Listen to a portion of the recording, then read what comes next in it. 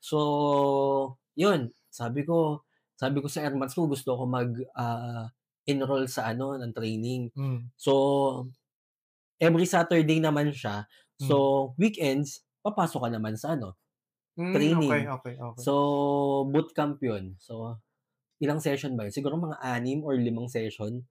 Tapos ilang oras siya sa isang session? Mahaba men, Parang pag morning till parang buong maghapon talaga. hanggang gabi siguro, hanggang Oo. 6 PM if hindi ako nagkakamali.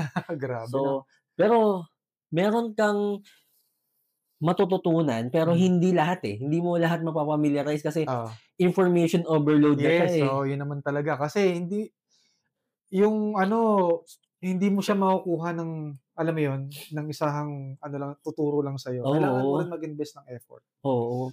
Pero ikaw kasi ang natatandaan ko nun, subnetting. Mhm, mhm. Meron pa akong nag-ano ako manual Yung papel, oo, oo, sinusulat mo, marami oo. akong sinasagutan nun yung sa online na Oo. subnetting